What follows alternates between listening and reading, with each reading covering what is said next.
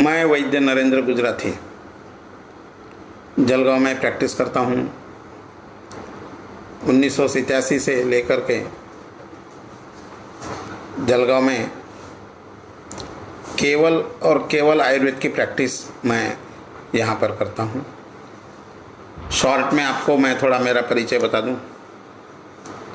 MD Ayurveda Jamnagar से किया शल्य तंत्र में,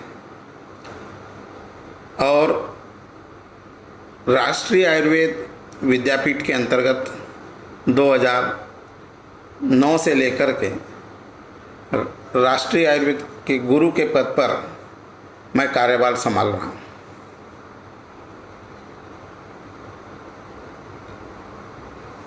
पूरे हिंदुस्तान में आयुर्वेद के क्षेत्र में 3 इंडिविजुअल पेटेंट जो है मेरे नाम पे हो चुके हैं। सबसे पहले ACAP मध्य प्रदेश के जितने भी सारे सदस्यगण है, वैद्यगण है, सभी का मैं तहे दिल से शुक्रिया अदा करता हूँ। खासकर ACAP के अध्यक्ष सिवनी के रहवासी डहरवाल तथा जो सेक्रेटरी है भोपाल निवासी वर्मा गौरव, बड़वानी से यादव सुहास यादव, खरगोन से संदीप राणे और छिंदवाड़ा से श्रीमान पाल जी और रजनीश अलोनकर, जबलपुर से वैद्य श्रीवास्तव, कमलेश गुप्ता तथा उज्जैन से वैद्य प्रज्ञान त्रिपाठी। बहुत सारे वैद्य जो है अधिकांश रूप से प्रभा आयुर्वेद से जुड़ने के नाते मैं सबसे तो सुपरिचित हूँ, किंतु यह माध्यम एक बड़ा अच्छा माध्यम है कि जिसके जरिए अपना ज्ञान एक दूसरे को बांट सकते हैं हम लोग। और ज्ञान बांटने के बाद में मुख्यतः प्रभा आयुर्वेद का मुख्य उद्देश्य जो है इदम प्रत्यक्ष फलदर्शना, प्रत्यक्ष रूप में रुग्णों की चिकित्सा करना। और कितनी विविधता होती है सारी चिकित्सा करने में, हम सभी लोग जानते हैं। परमादरणीय गुरुवर्य नाना को आज ये मेरा जो है लेक्चर ये मैं समर्पित करता हूँ। उनसे जो भी कुछ सीखा हूँ मैं आपके सामने कुछ हेतुओं के बारे में बातें रखूँगा। सबसे बड़ी चिकित्सा करते समय महत्व की बात यह है, सभी लोग चिकित्सा करते हैं, औषधि देते हैं, पंचकर्म करते हैं, शल्यकर्म करते हैं, सारे उपक्रम करते हैं। सभी लोगों को बड़ा उसमें फलदायी ऐसे चिकित्सा उपक्रम भी मिलते हैं और उसका अच्छा सा लाभ भी मिलता है। किंतु एक विशेषता यह है हेतु के बारे में, जब मिस्टर डहरवाल जी जो हमेशा मुझे बात करते थे कि सर आप ये हेतु ढूंढने का जो आपका जो प्रयास है वो बड़ा सराहनीय है, हम क्यों ना ये हेतु के बारे में ही हम सभी लोगों को अवगत करें। तो आज मैं कुछ चीज़ें आपके सामने रखने वाला हूँ कि हेतु कैसे ढूंढना। और हेतु ढूंढना यह एक कला है मित्रों। हेतु के बारे में यदि हम वर्गीकरण करें तो प्रमुख 2 हेतु होते हैं। एक तो होता है सन्निकृष्ट हेतु और दूसरा होता है विप्रकृष्ट हेतु। हम अधिकतः शास्त्र के अभ्यंतर न जाते हुए प्रैक्टिकल में तौर पर हम हेतु को कैसे ढूंढना यह बड़ा जिक्र का काम है। कुछ उदाहरण के तौर पर कुछ पेशेंट्स को आपके सामने रखूँगा जिसके जरिए ये हेतु कैसे ढूंढना चाहिए इसका आपको ज्ञान प्राप्त होगा। सबसे पहले तो हम देखेंगे कि कोई भी मरीज आता है तो अपनी जो बातें क्या रखता क्या है, तो अपनी बातें यह रखता है कि सर मुझे इतने दिन से तकलीफ़ है, ये तकलीफ़ है, 3 साल से 4 साल से मैं इधर उधर घूम रहा हूँ, लेकिन फिर भी मुझे कोई लाभ नहीं मिलता। मित्रों, आपको मैं एक प्रैक्टिस के दौरान आपको एक बात बता दूं कि हेतु ढूंढने में इतना मज़ा आता है, और मज़ा इसलिए लेना चाहिए हेतु ढूंढने का, क्योंकि जब कोई भी रुग्ण 10, 12, 15 डॉक्टर घूम करके आपके पास में आता है तो समझ लेना है कि केवल और केवल आपको हेतु ढूंढने का प्रयास करना है। यदि आप हेतु ढूंढने का प्रयास करते हैं तो आपको जो फलश्रुति है वो अच्छी मिलती है, आपको बड़ा लाभ भी मिलता है, और साथ में आप जो हेतु ढूंढते हैं वो हेतु ढूंढने का एक, तो उसको अधिकतांश करता हूं कि हेत्वानंद यह मिलता है, हेतु ढूंढने का आनंद मिलता है। उसका एक प्रश्न एक जो है पहले से शुरुआत करूंगा आपको, कि एक रुग्ण जो था वो कंप्लेन यह कर रहा था, डॉक्टर साहब मैं 18-19 डॉक्टर तो घूम के आया हूं, लेकिन मेरा सीने का दर्द कुछ बंद नहीं हो रहा है। तो मुझे ऐसा प्रतीत हुआ कि सीने का दर्द नहीं हो रहा और बंद नहीं हो रहा है उसका, और साथ में सारे कार्डियोलॉजिस्ट हो चुके हैं। जब कोई भी कार्डियोलॉजिस्ट के पास में जाता है तो पहले से वो काम यह करता है कि वो अपना ईसीजी निकालेगा, फिर स्ट्रेस टेस्ट करने को लिए बोलेगा। सारे रिपोर्ट नॉर्मल होने के बाद भी सीने का दर्द बंद नहीं हो रहा है। तो सबसे पहले हमको हेतु ढूंढने में सबसे पहले यह देखना है कि उसका काम क्या है, उसका व्यवसाय क्या है। व्यवसाय को आपको ढूंढना चाहिए। तो व्यवसाय के अंदर के व्यवसाय से निगड़ित बहुत सारे हेतु उसमें रहते हैं। कई बार वो व्यवसाय के साथ में उनकी आदतें क्या है, इसको भी हमें ढूंढना पड़ता है। एक विनय जोशी करके एक पेशेंट था, अमलनेर से, प्रोफेसर था। He was HOD of physics department. अब करीब करीब मुझे पूरी हिस्ट्री लेने के बाद में मुझे खुद ही मैं सेटिस्फैक्शन नहीं हुआ मुझे खुद को ही। तब जाकर के मैं ढूंढने का प्रयत्न किया तो उनको यह बताया, आपको सीने का दर्द हो रहा है, कब होता है? तो बोले कभी भी होता है। तो हेतु ढूंढने के साथ में हम लोग ने, मैंने जो है कि उनको पूछा कि भाई आप सुबह कितने बजे उठते हो? कभी भी कोई भी रुग्ण को हेतु ढूंढना है तो कितने दिन से तकलीफ है, इसको पहले आपको ध्यान में रखना चाहिए। उसके बाद में उनसे यह जानना चाहिए कि आप सुबह कितने बजे उठते हो, वहाँ से लेकर के रात को सोते हुए तब तक आप क्या क्या चीज़ें करते हो, क्या खाते हो, क्या पीते हो, आपका व्यवहार क्या है, एटसेट्रा। ये सारी चीज़ें आपको जानना चाहिए। पूरा ये चिकित्सा शास्त्र के अंदर जब हेतु ढूंढेंगे तो आपको बड़ा मजा आएगा। तब वो जो प्रोफेसर था, उस प्रोफेसर को मैंने सुबह वो से शाम तक जब पूरा ब्यौरा पूछा तो उसमें एक हेतु मुझे, वह हेतु ऐसे मिला कि वो जब भी खाना खाता था तो पूरा न्यूज़पेपर, 10 पन्ने का पूरा न्यूज़पेपर खाना खाते समय पूरा पढ़ने की उसे आदत थी। तब जाकर के मुझे पता चला कि ये एक हेतु क्यों नहीं हो सकता है। फिर और जाकर के डिटेल्स में पूछा कि आपको तकलीफ कब होती है? तब जाकर के बोला कि खाना खाने के 2 घंटे 3 घंटे बाद में ऐसे बहुत तकलीफ होती है और सीने में दर्द होता है। तब जाकर के पता चला कि एक विदग्धा जीर्ण, सिंपली विदग्धा जीर्ण इसको हो सकता है। तो विदग्धा जीर्ण के कारण भी सीने में दर्द, जैसे गैसेस होते हैं, आत्मान होता है, आटोप होता है, जिसका परिणाम जो है सीने में दर्द होने में हो सकता था।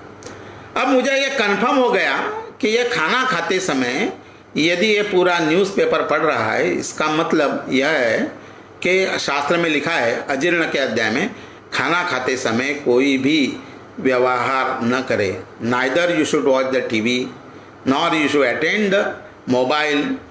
इतना ही नहीं, हमारे पूर्वज कहते थे कि खाना खाते समय बिल्कुल पूरे ध्यान से हमको खाना चाहिए। यह जो हेतु है, अब सबसे यहाँ पे बड़ी परीक्षा मेरी खुद की ही थी। अब ये फिजिक्स का आदमी, अभी इसे मैं कहूँ कि आपका न्यूज़पेपर आपको पढ़ना नहीं चाहिए, तो वो मुझे नेक्स्ट क्वेश्चन ये कर सकता था कि सर इसका कोई फिजिक्स लॉजिक है क्या कि मैं नहीं पढ़ूं? इसका कोई लॉजिक तो है नहीं। तो इस लॉजिक को अब मुझे हटाना था। तो यहाँ पे युक्ति प्रमाण को हमको करना पड़ेगा। तो युक्ति प्रमाण क्या था? अब ये न्यूज़पेपर को मुझे हटाना था, तो दूसरा एक कार्य उसको जोड़ दिया कि जो देखो आपको जो है ये सब दर्द है कम हो सकता है, आपको एक काम करना होगा कि रोज की 10 पुड़िया खाना खाते समय सुबह और 10 खाना खाते समय शाम को, हर 2 निवाले के बाद में आपको एक एक पुड़ी जो है आपको गर्म पानी के साथ लेनी है। देखो मित्रों, इसमें 2 चीज़ें हो गई हैं। जब ये पुड़ी खोलेगा और गर्म पानी, अजीर्ण का काम भी जो है गर्म पानी अपना अजीर्ण को हटाएगा, एक पहली बात। दूसरी बात, जब पेपर पढ़ता है या तो न्यूज़पेपर पढ़ता है तब अपना पूरा ध्यान जो है, पूरा मन वहाँ पर आकर्षित होता है, जिसके कारण अजीर्ण का एक हेतु बनता है। इस हेतु को मुझे बाहर निकालना था, तो मैंने एक एक पुड़िया जो है हर 2 निवाले के बाद में एक एक पुड़िया खोल करके उनको पाचक के रूप में कुछ दवाई दे दिया। 21 दिन के बाद ऐसे पता चला कि वो 21 दिन के बाद में वो बताने को आ गया, सर अभी तो मुझे पहले जो 10 दिन दवाई ली, 11वें दिन से तो मेरी जो है सीने का दर्द बहुत सारा कम हो गया। मित्रों, तो ये युक्ति प्रमाण बड़ा महत्व का है। ऐसे युक्ति हर वैद्य को हमको खुद को करना चाहिए। उसका एक मुख्य कारण बताता हूँ। युक्ति ढूंढना सबसे बड़ा महत्व का काम इसलिए है, और युक्ति से आपको चिकित्सा करना है। उसका महत्व का कारण यह है कि कोई तो भी विशेष हेतु अलग होता है। इस हेतु को ढूंढने के लिए सुबह से शाम तक वो रुग्ण क्या कर रहा है, इसको आपको जानना बड़ा जरूरी है। इसलिए यहाँ पर यह अजीर्ण को हटाने के बाद में अच्छे से, तो आज करीब करीब उसको 23 साल हो गए, कभी भी उनको तकलीफ नहीं हुई। फिर बोले एक महीने के बाद में फिर मैंने बोला यार 1 महीने में ये अच्छा, ये 5,000 रुपये में आदमी ठीक हो गया, ऐसे कैसे चलेगा? जहाँ तक कि उसने 1.5 लाख रुपए तो पहले खर्चा कर चुका है। लेकिन फिर भी मैंने उनको कहा कि नहीं, आपको ये दवाई, उनको ये नहीं बताया कि पुड़िया से कुछ फ़ायदा है कि नहीं है, पेपर हटने से आपका फ़ायदा है, यह 2 महीने के बाद में उसको समझाया।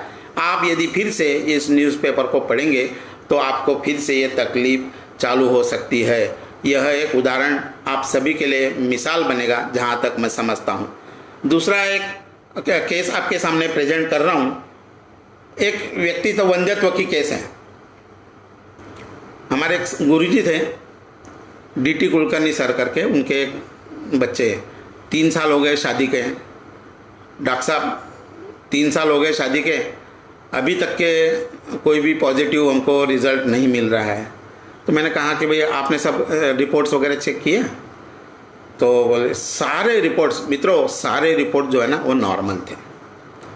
अब सारे रिपोर्ट्स नॉर्मल है, उसके बावजूद भी कंसीव नहीं हो रहा है पेशेंट, तो उसका मुख्य कारण क्या हो सकता है, इसको ढूंढने का मैंने प्रयास किया। तो कोई तो भी अलग विशेष रूप से जो हेतु होता है उसको हमको ढूंढना बड़ा जरूरी होता है। तो यह हेतु क्या हो सकता है? तो शास्त्र के अंदर यज्ञपुरुषी अध्याय में कहा गया है कि सौमनस्यम गर्भधारणा नाम, इस सूत्र को हम लोग यदि अच्छे से ध्यान में रखते हैं तो यह सूत्र बड़ा अपने को अच्छी तरह से हमको लाभ देता है। तो मैंने पूरा पूछा कि भाई आप सुबह से शाम तक क्या क्या करते हो? तब वो दोनों ने बताया कि हम दोनों जो IT सेक्टर में काम करते हैं। बीबी सुबह जो है हम लोग 6 बजे उठते हैं, और मिस्टर जो है वो सुबह 8 बजे जाते हैं, और मैं जो है 10 बजे यहाँ से जाती हूँ, घर से निकलती हूँ, और शाम को हम दोनों जो है करीब करीब 9-10 बजे हम लौटते हैं। लेकिन लौटने के बाद में IT सेक्टर में होने के बाद रात को कभी भी, क्योंकि हमारी कंपनी जो है वो अब्रॉड फॉरेन से जुड़ी हुई है, अमेरिका से जुड़ी हुई है, वहाँ पे उनको यह सब ब्यौरा भेजना पड़ता है। तो कभी भी जब भी बॉस हमको कहे तब हमको ये ब्यौरा जो है रात को कभी भी उठ करके इनको भेजना पड़ता है। तो देखो ये एक हेतु है। यहाँ इन्हों का शादी तो की, लेकिन सबसे पहले इन्होंने शादी किससे की? तो अपने IT सेक्टर से की, और दूसरी जो है सर्विस के साथ में की। जिसके लिए शादी की वह शादी जो है सौमनस्यम, जो मन जो है यदि उत्तम नहीं रहेगा तो अपना कार्य नहीं होगा। इसलिए शास्त्र में सौमनस्यम गर्भधारणा नाम, यह जो सूत्र कहा है इसके लिए दोनों का मन अच्छा रखना जरूरी था। अब सारे रिपोर्ट्स तो नॉर्मल है, खान पान भी अच्छा है, व्यवहार भी अच्छा है, लेकिन फिर मैंने उनको कहा कि भाई हाँ आपको लाभ हो सकता है, क्यों नहीं हो सकता है, लेकिन आपको परहेज रखना पड़ेगा। हाँ बोले सर हम रखेंगे परहेज। तो भाई देखो आपको रोज़ की जो है ना 16 पुड़िया खानी है। सुबह की पूड़ी जो गर्म पानी के साथ लेनी है, उसके 1 घंटे के बाद में जो है दूध के साथ में लेना है, फिर उसके 1 घंटे के बाद में जो है फिर से गर्म पानी के साथ लेना है, फिर और 1 घंटे के बाद में जो है आपको काढ़ा बना के ये पूड़ी लेना है। ऐसे करके पूरा दिन जो है, दिन भर पूरा दिन सारा दिन जो है उनको का कार्यक्रम उनको वहाँ पर दोनों के लिए कहा, क्योंकि जिनके लिए इन्होंने शादी की थी, जिसके लिए अपने को जो है लड़का होना चाहिए या लड़की होना चाहिए, बच्चा होना चाहिए, हम लोगों को कंसीव होना चाहिए, उसके लिए मन ही इनका स्वस्थ नहीं था। तो साहब बोले ये सब करने, ये सब इतनी सारी चीज़ें करना है तो इनके लिए तो छुट्टी लेना पड़ेगी। मन क्या वो पता नहीं आपको, आप तो ऑफिस में लो या कैसे भी करो, लेकिन आपको करना दोनों को तो एक ही बात है कि ये रोज़ की 16 पुड़िया आपको सुबह से शाम तक खानी है, इस ढंग से खानी है। मित्रों तो उन्होंने जो है कि वहाँ पर उन्होंने जो 1 महीने की छुट्टी ली। आपको ताजुब होगा 15 दिन में ही फ़ोन आ गया कि सर अभी जो है कि शायद कंसीव हुई होंगी, ऐसे मुझे लग रहा है, क्योंकि जो एमसी 8 दिन में आनी चाहिए थी वो अभी तक नहीं आई। मैंने फिर कहा कि यूपीटी कर लो और यूपीटी से पता चल जाएगा, और यूपीटी किया तो यूपीटी पॉजिटिव है। कहने का तात्पर्य यहाँ पर हेतु, तो हेतु क्या था, देखो जो किताब में ये सब सारी चीज़ें नहीं लिखी मिलेगी आपको, इसके लिए आपको खुद को अपना ज्ञान और अपनी बुद्धि वहाँ पे चलानी होगी। ऐसा यदि आप सोचते हैं तब ही जा कर के शास्त्र को लेकर, शास्त्र को आधार मानकर आपको इस बारे में बात करना पड़ेगी, और उसी युक्ति के साथ में रुग्ण को वैसे आपका उपचार करना पड़ेगा। यह सबसे बढ़िया युक्ति है, प्रमाण जो है ये सबसे बढ़िया बताया गया है। तीसरा एक आपको मैं इसके साथ में एक उदाहरण देता हूँ तीसरे केस के बारे में, जो अन्य शास्त्र नहीं मानते हैं। अन्य शास्त्र मैंने एलोपैथिक शास्त्र नहीं मानता है कि 1-2 पेशेंट ऐसे थे जिनके अंदर गर्भ विकृतियाँ मिली। एक पेशेंट के साथ में तो हर 2 जब भी बच्चे पैदा होते थे वो हर 2 महीने के बाद में मृतप्राय होते थे और उनको सुनाई देता नहीं था। तब जाकर के उन्होंने क्रोमोसोम टेस्ट करवाया। क्रोमोसोम टेस्ट करने के बाद में पता चला कि वाई क्रोमोसोम आपका डिफेक्टिव है, और बॉम्बे से ये टेस्ट किया गया था। वाई क्रोमोसोम डिफेक्ट होने के बाद में आपको जो है ये लड़के ऐसे ही पैदा होंगे, उन्होंने ऐसे लेबलाइज्ड कर दिया था।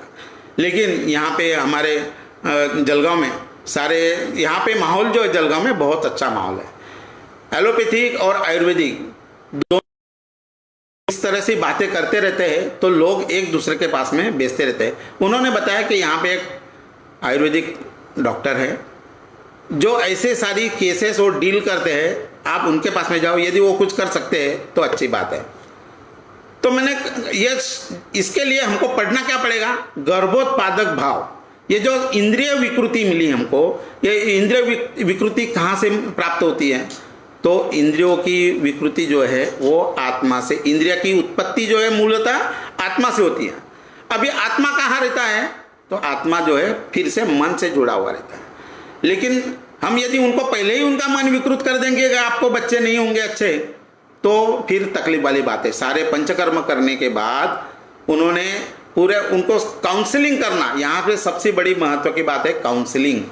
और उसके बाद में आपको पता है कि ये बाधिर की केस है कि बाधिर जन्य, तो वहाँ पर हमको घृतपान का प्रयोग करना पड़ेगा।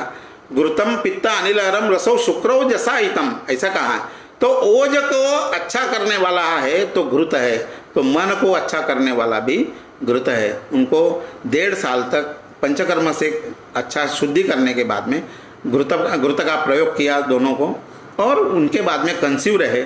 मित्रों आश्चर्य की बात आपको यहाँ पे बता दूं कि जिन्होंने मेरे पास में केस भेजी थी उसी गायनेकोलॉजिस्ट के पास में ही इनकी डिलीवरी करी, और आज उसको 18 साल हो गए। वो बच्चा बिल्कुल तंदुरुस्त है और पहले दिन से ही उनको सुनाई दिया।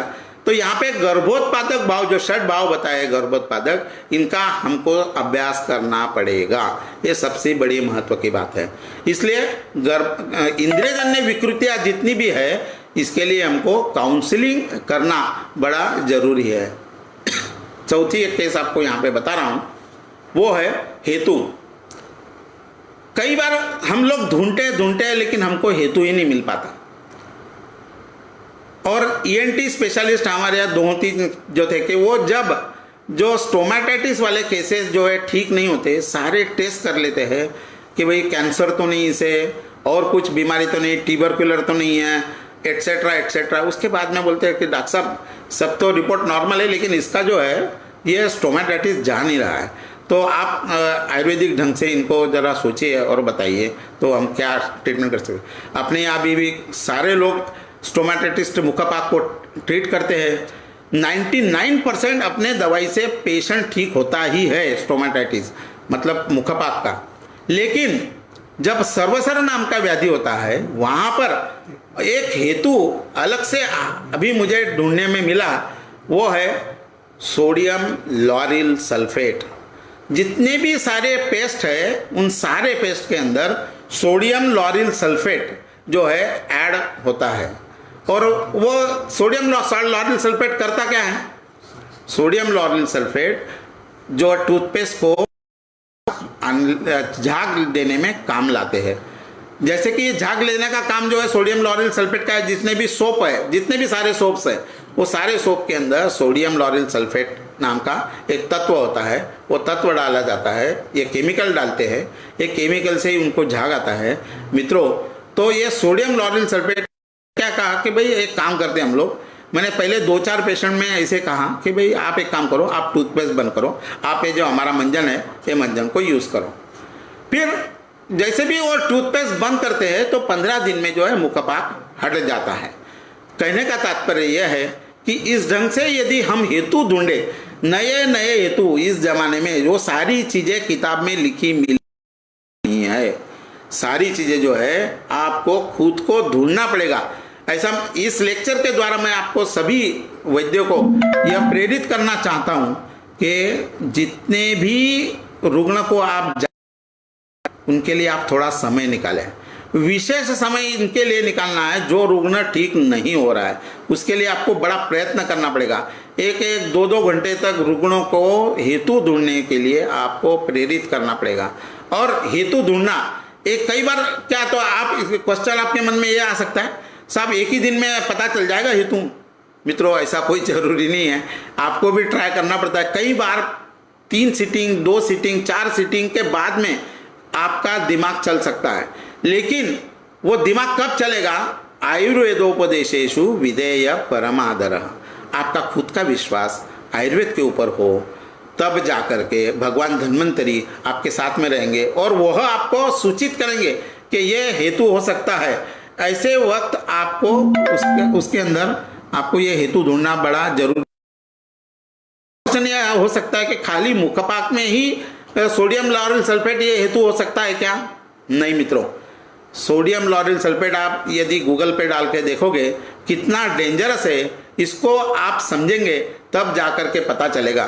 एक मेरे मित्र है गायनाकोलॉजिस्ट डॉक्टर राणे करके, उनकी सास, उन्होंने कहा 1 साल के बाद में उन्होंने उनके सास को मेरे पास में भेजा, डॉक्टर साहब एक देखो हमने तो बहुत सारे एंटीबायोटिक वगैरह खिला दिए, बहुत सारे हो गया, लेकिन इनकी खांसी जो है ना जा नहीं रही है।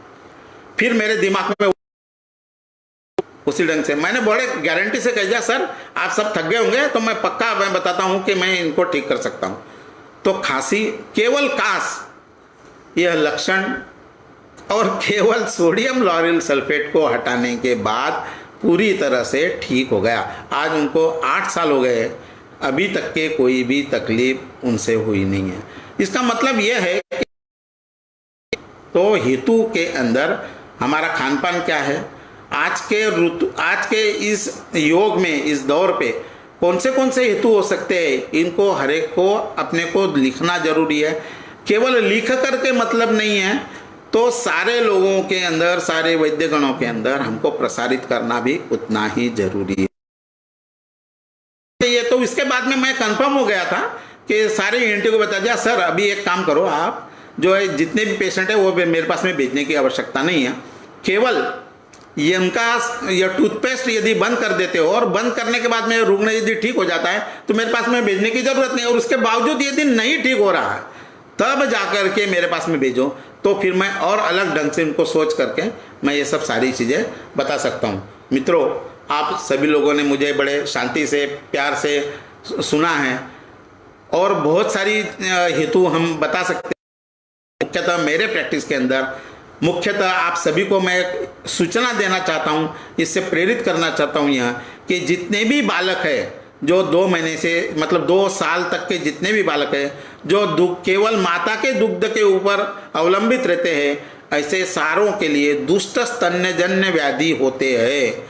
और मैंने पूरे 37-48 साल के अंदर सारे दुष्ट स्तन्यजन्य व्याधियाँ जो है वो केवल करेक्शन करने से, दुष्ट स्तन्य के करेक्शन करने से ठीक हुए। उसके अंदर श्वास है, उसके अंदर त्वक दुष्टि है, जिसके अंदर अतिसार है, ये सारी चीज़ें जो है, ये सारी चीज़ें आपको प्रयत्न पूर्वक करना पड़ेगा कि उसका दुष्ट स्तन्य कफजन्य दुष्ट है, वात दूषित है, पित्त दूषित है या द्वंद्वज है, इसको आपको जो स्तन्य परीक्षा कही है वो स्तन्य परीक्षा आप सब लोग करें। इसी के साथ में मैं मेरा जो है ये प्रवचन मैं समाप्त करता हूँ। आप सभी लोगों ने मुझे सुन लिया, मैं आप सभी लोगों का तहे दिल से शुक्रिया अदा करता हूँ। धन्यवाद।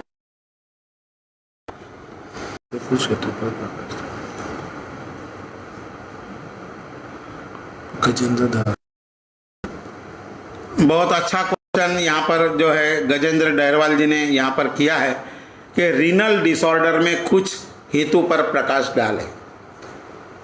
बहुत ही अच्छा प्रश्न है। आपको सबको मैं यहाँ इस लेक्चर के द्वारा आपको मैं सूचित करना चाहता हूँ कि सारे जितने भी रीनल डिसऑर्डर्स हैं उसमें से 60-70% रीनल डिसऑर्डर जो है वो मुख्यतः दवाई मतलब गर्भविषजन्य है।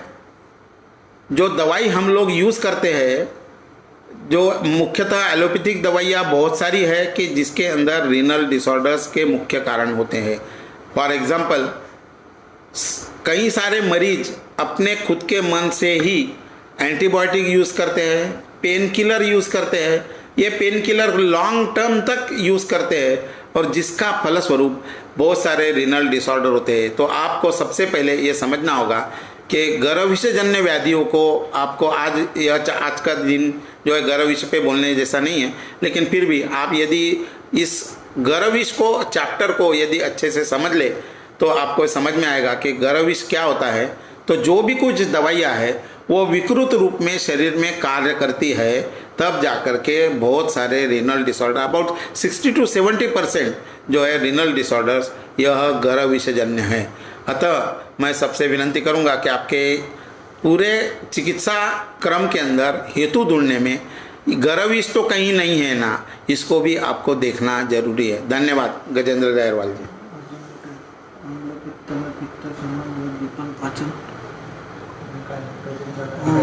सर, गुजराती सिरिंज के बारे में कुछ बतलाएं।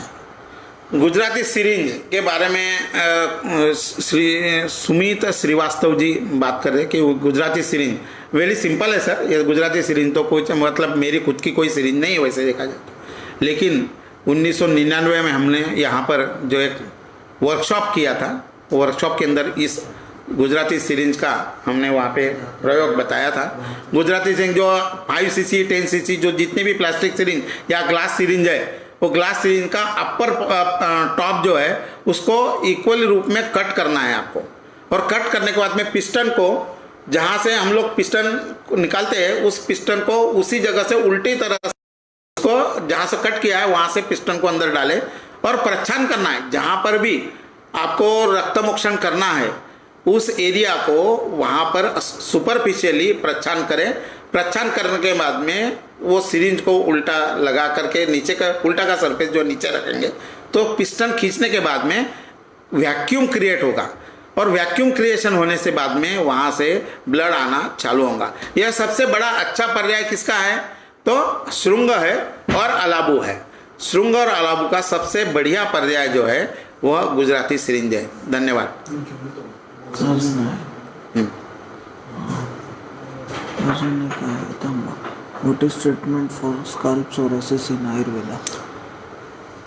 बड़ा अच्छा क्वेश्चन यहाँ पे मानसी नाइक इन्होंने कहा what is treatment so far as the scalp psoriasis is in Ayurveda. Scalp psoriasis बहुत अच्छा प्रश्न यहाँ पे इन्होंने यहाँ पे निर्माण किया है। स्कैल्प सोरियासिस यह हम लोग कह रहे हैं, लेकिन it is one sort of the दारुणक। और दारुणक यह व्याधि यदि उसको ध्यान में लेते हैं तो वहाँ पर कफ, पित्त और वात ये तीनों दोषों का सारे जितने भी कुष्ठजन्य व्याधि है सारों के अंदर तीनों दोषों का प्रकोप होता है। और मुख्यतः हेतु के अंदर यदि हम देखेंगे तो आजकल जितने भी व्याधि है वो रात को खाने से होते हैं और अधिकांश उसमें हेतु आपको ढूंढना पड़ेगा कि आप खाना कितने बजे खाते हो, खाना खाते हो तो कब कितने बजे खाने के बाद में आपको क्या खाना ज़्यादा पसंद है, इसको आपको ये हेतु को आपको ढूंढना पड़ेगा। और ये हेतु को निदानम परिवर्जयेत, इस हेतु को आपको सबसे पहले दूर करना पड़ेगा और दूर करने के बाद फिर आपको चिकित्सा करनी पड़ेगी। फिर वो शोधनार्ह है या शमनार्ह है यह आपको समझना पड़ेगा। यदि वो शोधनार्ह है तो आपको वमन करना होगा, फिर विरेचन करना पड़ेगा और विरेचन के बाद में जो है आपको रक्तमोक्षण भी इस काल परिजन पे भी यदि बहुत ज़्यादा बहुत ज़्यादा मात्रा में है तो वहाँ पे आप गुजराती सिरिंज मेथड से भी रक्तमोक्षण कर सकते हैं, जलौकावचरण कर सकते हैं, श्रृंगावचरण कर सकते हैं। यह करने से वो बहुत शीघ्रतः स्काल्प सोरियासिस जो आप कह रहे हैं वो ठीक हो सकता है। आपको यहाँ पर मैं गुजराती सिरिंज आपको बता रहा हूँ, आप देखेंगे यह पिस्टन जो है, पिस्टन को यहाँ से निकाल लीजिए। यहाँ ऊपर का जो टॉप है इसको कट करना है। कट करने के बाद में इसी जगह से आपको ये पिस्टन ऐसे उल्टे से डालना है। यहाँ तक ऐसे डालने के बाद में यह पिस्टन यह जो भी कुछ सरफेस अफेक्टेड पार्ट है वहाँ से इंसिजन लेकर के ऐसे रखेंगे और यह पिस्टन जो है ऐसे धीरे धीरे खींचना है तो वैक्यूम क्रिएट होगा।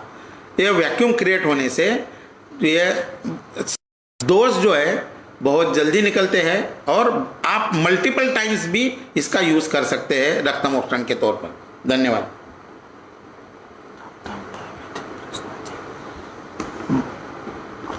आजकल बहुत सारे लोग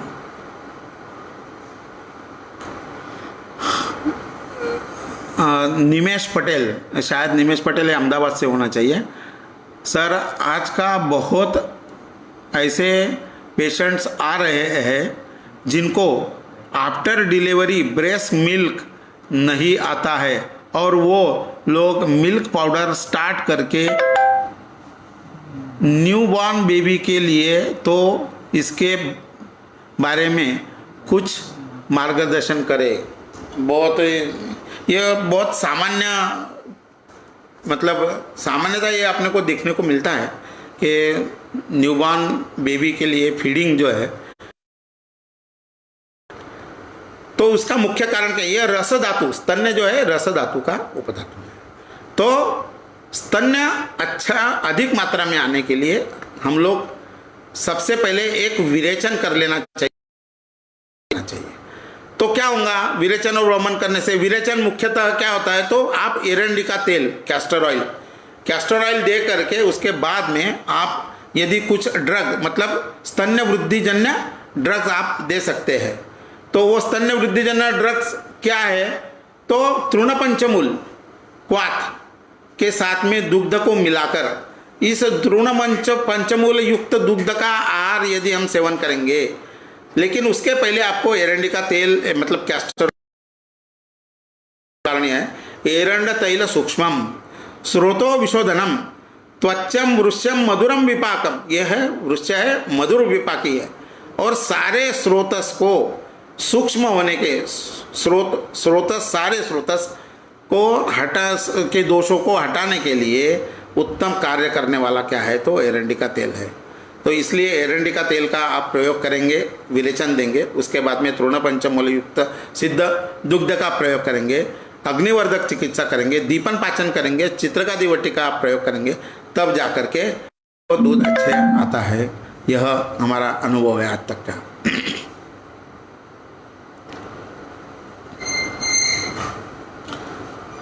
सुरेश सैनी, आपसे हर बार कुछ ना कुछ सीखने को मिलता है।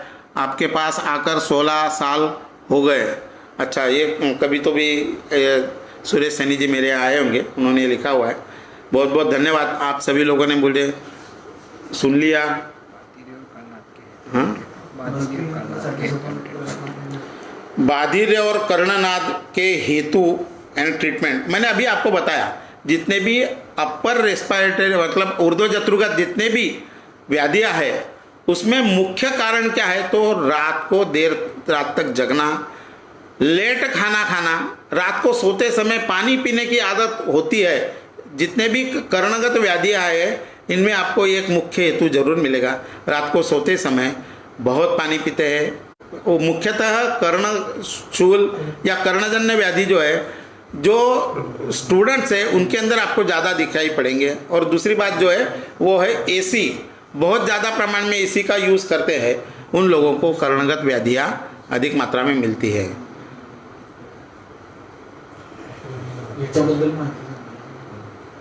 यहाँ पे किसी ने एक प्रश्न पूछा है कि स्वयंचलित बस्ती यंत्र के बारे में आप हमें बताइए। आपको यहाँ पे बता रहा हूँ कि ये पेटेंट हो चुका है। ऐसे टोटल 3 पेटेंट हो चुके। पहला पेटेंट जो है auto enema apparatus, this is auto enema apparatus, है ना। यह सिंपल जो है, ये अपने जो है ये कंटेनर है और ये सलाइन का बोतल है। इसको यहाँ पर के आप यदि इतना भरकर मतलब 500-600 ml यह निरूह द्रव्य आप यदि डालते हैं तो आपको करना कुछ नहीं है। ये गुदा के अंदर 2 से 3 इंच तक यह जो कैथेटर है अंदर प्रवेशित करना है। लेफ्ट लैटरल पोजीशन के बाद में आपको खाली जो है यह दबाना है, तो ये सारा द्रव्य जो है अंदर रेक्टम के अंदर जाता है। तो इसलिए इसमें 2 चीज़ें के महत्व इसमें इसलिए है कि इसमें न तो आपको बस्ती दाता दोष मिलेगा, न तो बस्ती पुटक दोष मिलेगा, न बस्ती यंत्र दोष मिलेगा और न बस्ती नेत्र दोष मिलेगा। यह सबसे इसलिए यह बस्ती यंत्र ज़्यादा महत्व का है। दूसरा है धूपन यंत्र। वो धूपन यंत्र भी इसी तरह का है। अभी मेरे पास में नहीं है, लेकिन मैं आपको पोस्ट कर सकता हूँ कभी भी, आप कभी भी पूछें। तो अभी ये धूपन यंत्र से क्या हो चुका है कि अभी ये पिछले 5 साल के अंदर 8 केसेस, करीब 8 केसेस जो एम्पुट करने के थे, जो डायबिटिक थे और एम्पुटेशन के लिए तैयारी में थे, सारे लोगों के एम्पुटेशन बच गए धूपन करने से। केवल धूपन यह चिकित्सा व्यवहार्य आज तक नहीं थी। उसका मुख्य कारण यह था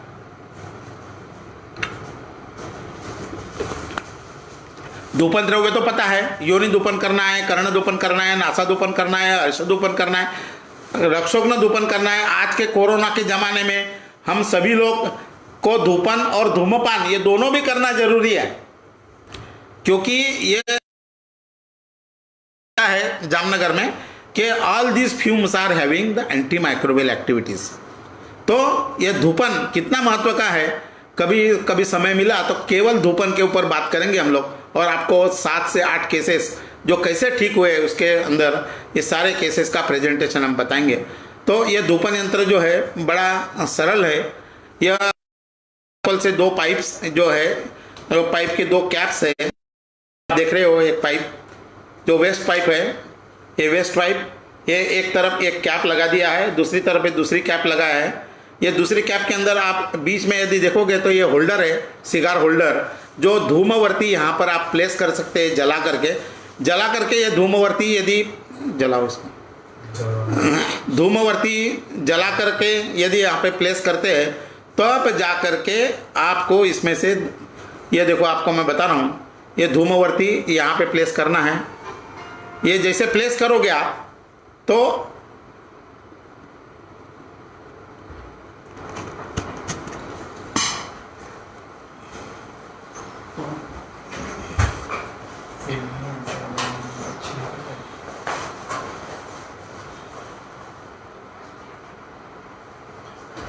और बस्ती वाला जो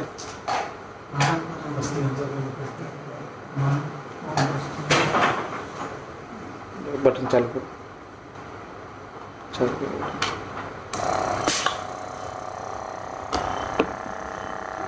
ये जो ऑटोमेटिक ये धूपन यंत्र, ये आप वस्त्र धूपन कर सकते हैं, वस्त्रागार धूपन कर सकते हैं, कुमारागार धूपन कर सकते हैं इस ढंग से।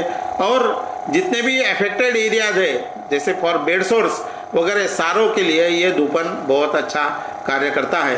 और इस धूपन से सबसे बड़ा महत्व का स्राव कम हो जाता है और वेदना भी कम होती है। इस ढंग से इसको ये धूपन आप पूरे, और इससे आप धूम्रपान भी कर सकते हैं, है ना।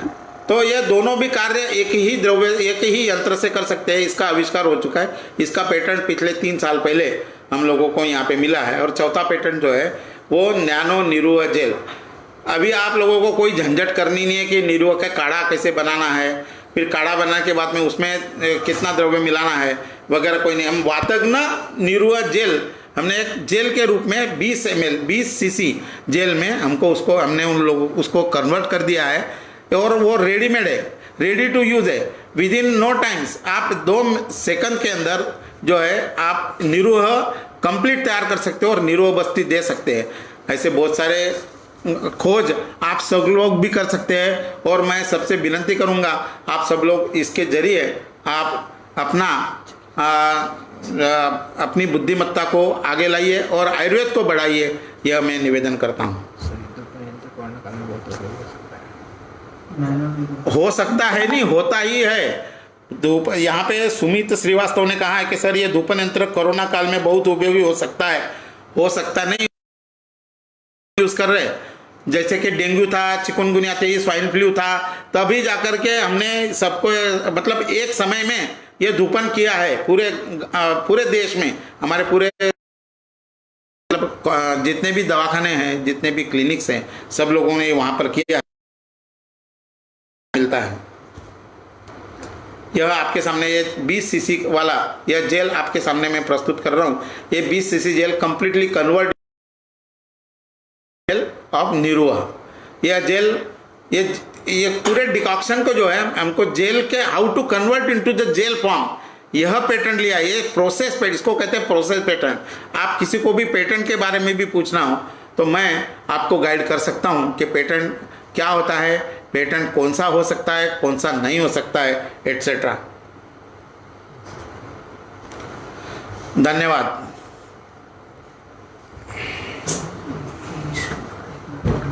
पापा हाँ फिनिश करो।